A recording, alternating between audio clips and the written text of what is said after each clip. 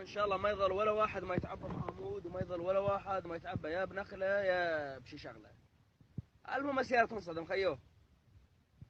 هذا نريده احنا. زيدو السعوديين صايرين يفتحون بالديزل الله وكيلك.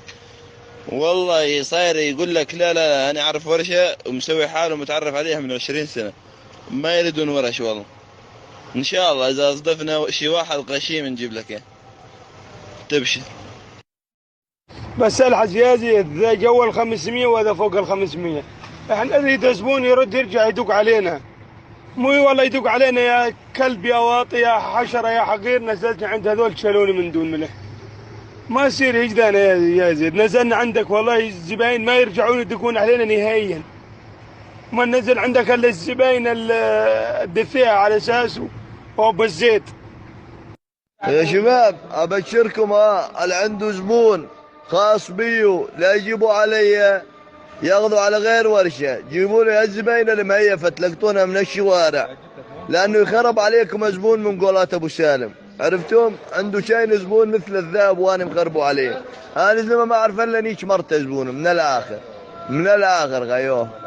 اللي يريد يجي حيا الله ب 500، والما يريد يجي حيا الله برضه. يا الربع ترى ابشركم الامور صارت زينه، وان شاء الله من هنا ورايح بلشنا ما عاد نقف للابد الابدين. من 500 وفوق السياره اي عطل بيها 500 وفوق، جوا ما ظل عندنا، جوا ال 500 ما عاد نشتغل يا ابوي. يلا اخوتي يلا شوفوني يمتكم تشوف. والله يا رجال ما لقيت لك عادين الا اللي جاي يقول لك انا جاي بزمون ولا تخرب لي اياه. شنو ما خرب لك يا رجال؟ يا اخذ منه 100 وانطيك 500 يعني؟ خلاص جايبه على انت جايبه على المذبح، خلاص جايبه على الموس. مو عاد والله زاد تشرط علي والله. لا تقصه وقصه وبدك 500. يا الكلام الدايخ هذا.